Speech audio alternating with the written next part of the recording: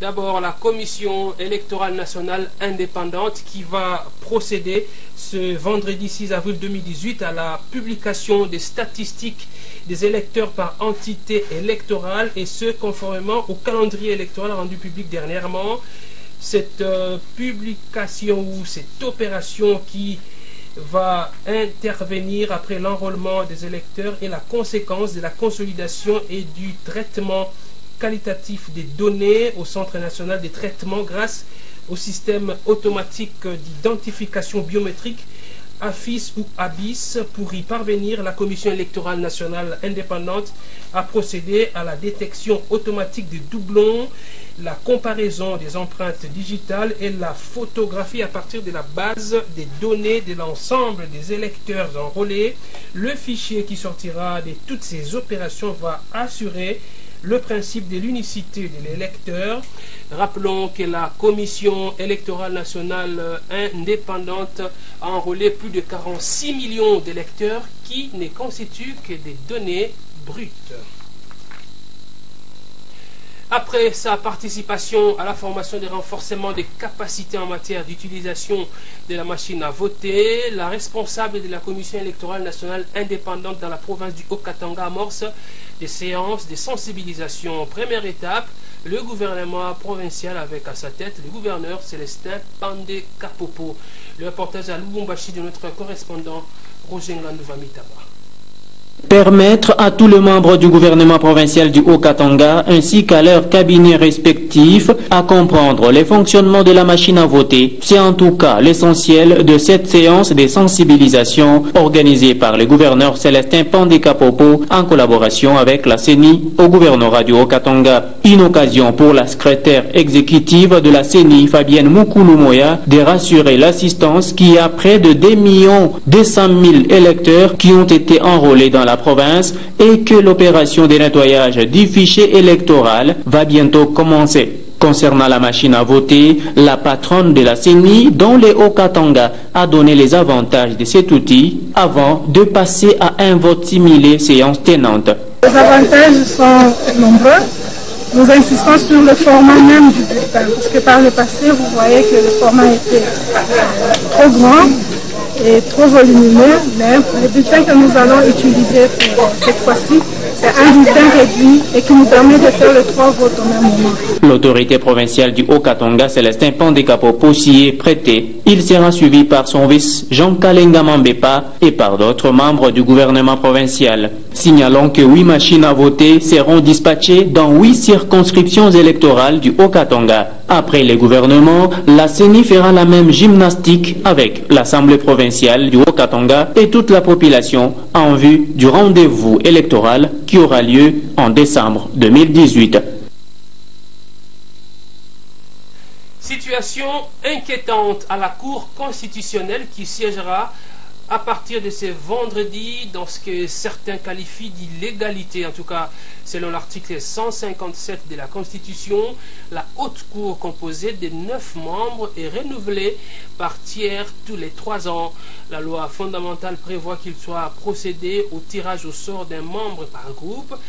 Installé en 2015, le délai pour renouveler le tiers expire ce 4 avril d'après la loi organique de cette instance judiciaire. Le renouvellement doit être opéré au plus tard 1 semaine avant l'expiration de l'échéance, mais aucune initiative n'a été activée dans ce sens. Voilà qui inquiète certains observateurs, surtout en ce qui concerne la valeur ou la crédibilité des actes qui poseront les hauts magistrats de demain. Pour rappel, sur les 9 membres qui composent la Cour constitutionnelle, 3 viennent du Parlement, 3 sont proposés par le Conseil supérieur de la magistrature, alors que les 3 autres sont nommés sur initiative personnelle du président de la République. Le tribunal des garnisons de Kinshasa-Gombe continue à chercher la vérité sur l'affaire opposant le ministère public au présumé membre de la milice Kamunan Sapou. Le prévenu Mazanga Mazarin, chargé de la justice et droits humains de l'UDPS, affirme qu'il n'était pas assisté lors de son audition et qu'il aurait signé les procès-verbaux par contrainte, pointé comme le recruteur de ce mouvement. Sa défense promet de démontrer avec preuve à l'appui que son client est innocent. Suivez tour à tour le bâtonnier Matadi Wamba, avocat de la République, et maître Ange Mouakou, avocat de la défense. Mais le tribunal, dans tout cela, il va chercher à savoir où est la vérité, n'est-ce pas? Vous savez, nous sommes en matière pénale. Nous sommes en matière pénale où le juge fonde sa conviction, même sur des éléments qui n'ont l'air de rien. Lorsque l'accusé Mazarin, qui pourtant était assisté, n'est-ce pas, d'après le procès verbal, oui, et qui dit, mais non, mais l'avocat est venu à la fin de l'audience. Et l'avocat m'a dit, bon, écoutez, signez, moi je suis à la fin de l'interrogatoire et tout ça. Mais on va pouvoir chercher là-dedans si le procès verbal a été substitué ou bien au contraire il a été rédigé tel qu'il est là, du début à la fin, d'une même main. Ça, on peut vérifier. Hein? Où est cet avocat-là? Pourquoi il n'est pas ici? Ça est vérifiable. On l'entraîne ici en justice, on ne sait pas est-ce qu'il est auteur ou co-auteur. C'est ça le premier problème. Deuxième problème, si dans l'hypothèse où que Mazarin aurait organisé le mouvement terroriste Kamouenan Sapou, en qualité de qui? Le ministère public, il nous a exhibé ici devant tout le monde comme pièce de conviction d'abord, de photos tirées sur Facebook, et tout le monde, vous le savez, qu'on peut dupliquer le Facebook, le compte là. Deuxième problème, il y a aussi une liste des membres du mouvement Kamouenan Sapou. Mais dans la liste là, le nom de Mazarin, ça ne se retrouve pas. Nous, de la défense, il y a des éléments que nous devons démontrer devant la presse. Une lueur d'espoir pour la restauration de la sécurité sur l'ensemble du territoire national.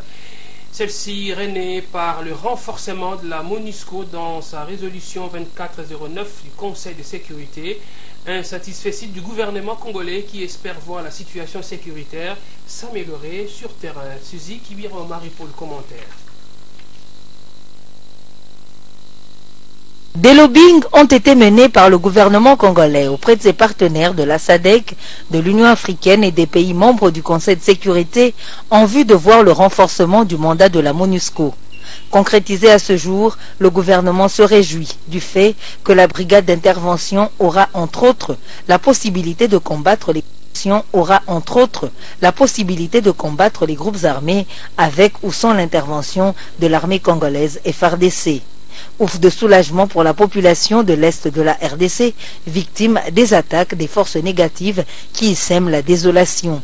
La présence sur terrain des forces onusiennes devra rassurer la population qui doit se sentir protégée. Celles-ci devront contribuer, selon le gouvernement congolais, à réduire les risques avant, pendant et après toute opération militaire des offensives ciblées et énergiques en RDC.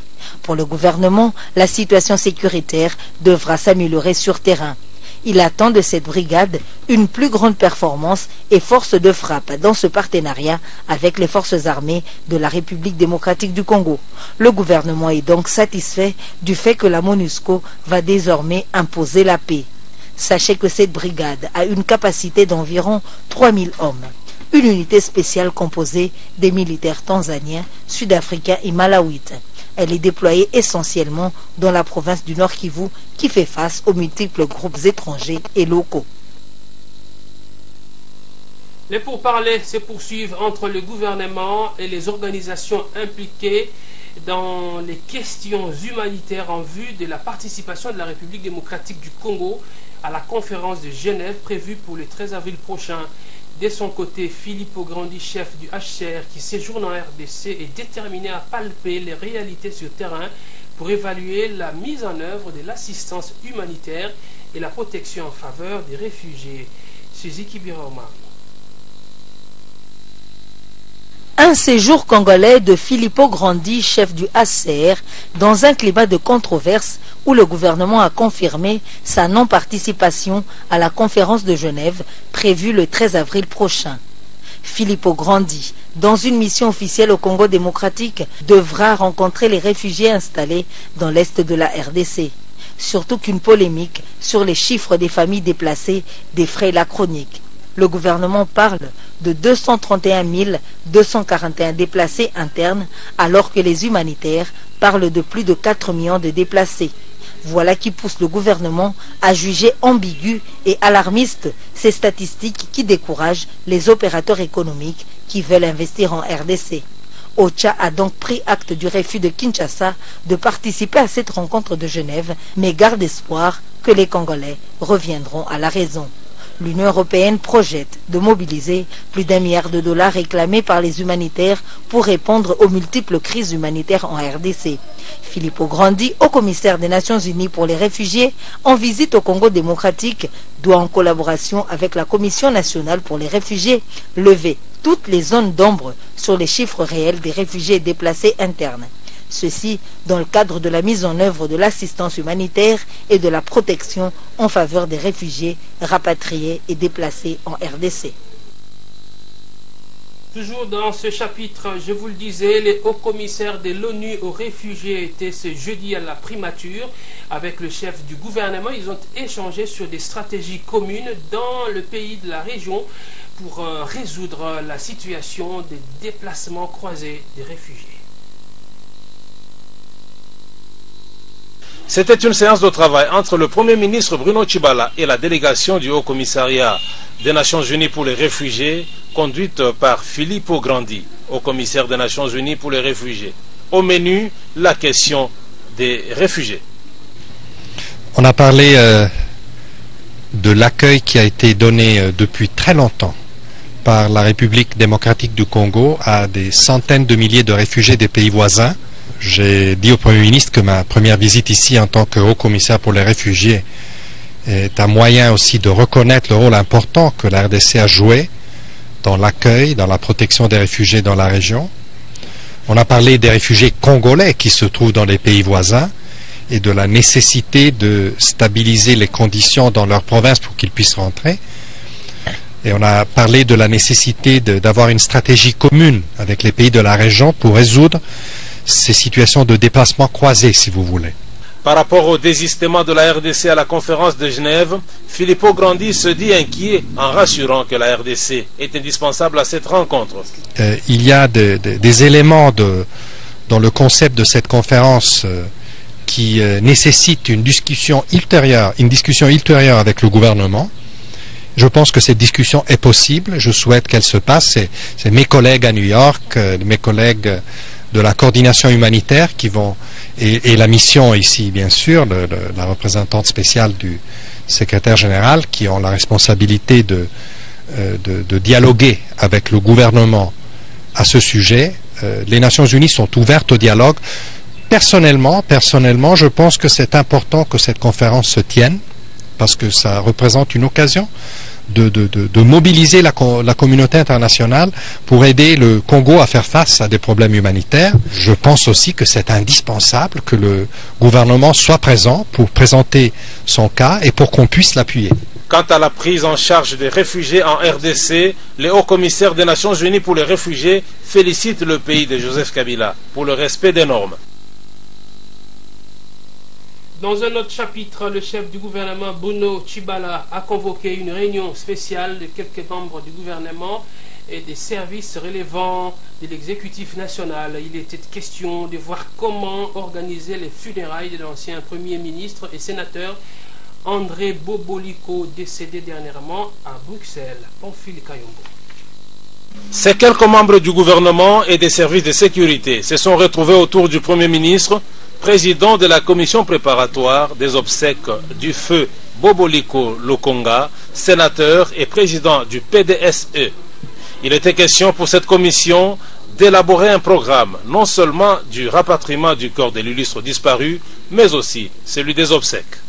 Vous savez qu'il y a un protocole légal en ce qui concerne les anciens président d'Assemblée, président de gouvernement, donc Premier ministre, et que nous devons absolument déférer à ce protocole légal.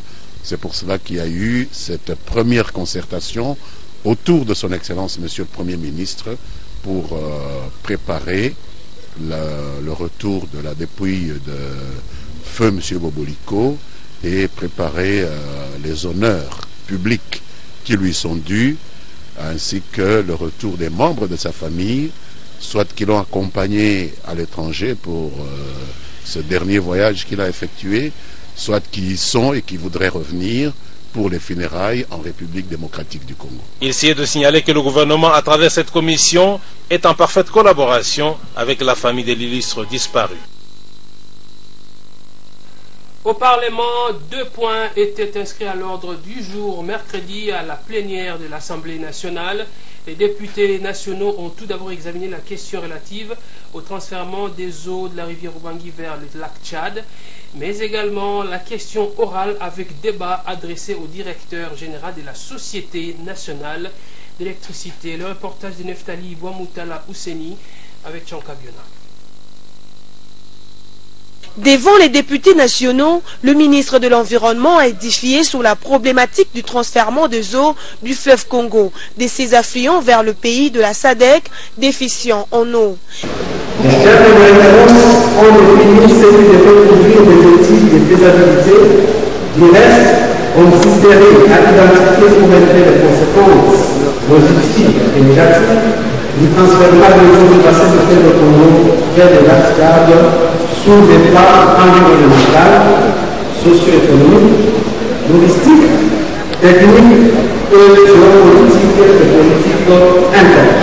Plusieurs questions et recommandations ont été posées et formulées à l'endroit du ministre Ami Amatobé. Pour certains députés, il faut que la RDC saisisse officiellement le Conseil de sécurité de l'ONU pour exprimer son refus. Pour d'autres, il faut faire ce que le ministre a dit, c'est-à-dire mener des études de préfaisabilité avant de décider sur les transfèrements de eaux.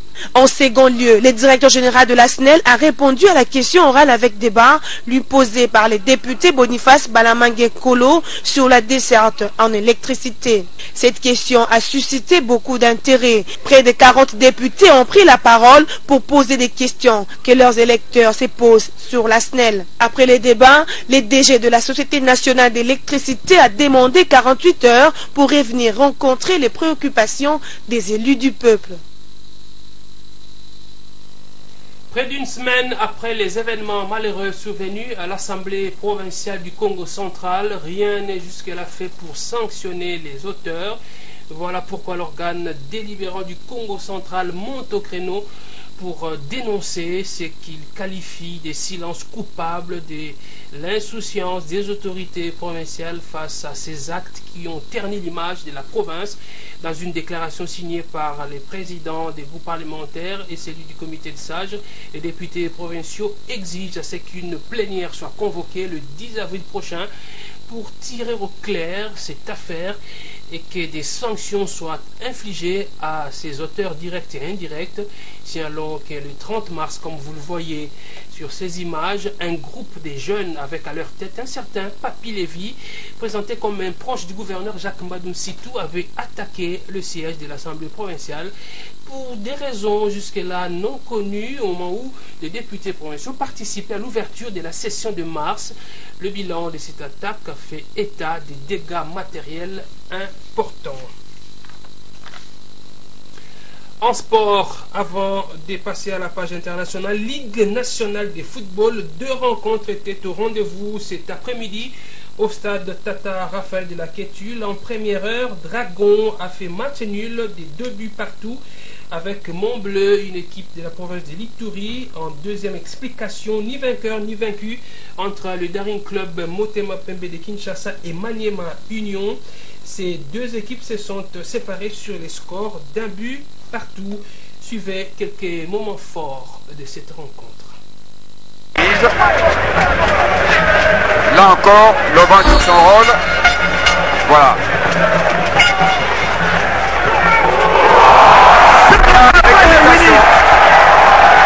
Motomongo avait raison. Mongo a tous les arguments, a tous les atouts, des pieds sur terre. Le coup franc est parti. Comme vous le remarquez, bel coup de tête. Ça fait, moi je représente toute une province, tous les habitants, tous les hommes, toutes les femmes de Maniema sont mes supporters. Et voici le plat que Maniema a. Le ring avance, c'est parti dans le mur. Renvoyé. C'est une sortie pour le Daingo Motema Pembe. Là, les Daingo Motema Pembe sont obligés de réagir parce qu'après avoir marqué ce but, le couleur de Dismo m'a pensé que c'était fait, mais là, le score est fini de mi-temps. Oui, à l'étranger, vous le savez, le pays arc-en-ciel est en deuil à la suite du décès de Winnie Madikizela Mandela, ex-épouse du feu Nelson Mandela, décédé à l'âge de 81 ans. C'est que les Sud-Africains appelaient affectueusement la mère de la nation sera mise en terre le 14 avril prochain. Entre-temps, des hommages lui sont rendus par non seulement les Sud-Africains, mais aussi des personnalités étrangères, comme nous le décrit nos reporters en Afrique du Sud. Le monde est en deuil, l'Afrique est en deuil. Il pleure sa fille, digne de ce nom, Winnie Madikizela Mandela, qui fut une grande combattante pour la libération du peuple noir d'Afrique du Sud. Elle s'est éteinte à l'âge de 80 ans et laissant derrière elle un héritage que les Sud-Africains ligueront à leurs enfants, aux petits-enfants de leurs enfants, ce qui est la liberté, comme eux, ils aiment bien l'appeler ici, le freedom. Et comme vous pouvez le constater derrière moi, les gens sont venus du monde entier pour venir rendre un dernier hommage à cette dame, à cette maman qui avait consacré toute sa vie rien que pour la libération du peuple noir d'Afrique du Sud. Suivez. Winnie est une icône non seulement pour l'Afrique du Sud, mais aussi pour tous les continents africains. Elle a consacré toute sa vie dans la lutte pour la défense de la démocratie nationale. You know, we came here with the Minister of Prisoners and ex-prisoners. Nous représentons les ministres près le président de l'autorité de la Palestine. Nous sommes ici pour honorer Winnie Mandela, une femme infatigable qui a beaucoup aidé la population sud-africaine dans sa lutte pour la liberté. Oppressed people of South Africa and not only in South Africa. This is the painting of the late icon. Depuis que j'ai appris sa mort le lundi, j'ai décidé de dessiner ses portraits car Winnie Mandela est une grande personnalité et une icône du continent africain. Je voudrais, à travers ses portraits, honorer sa mémoire.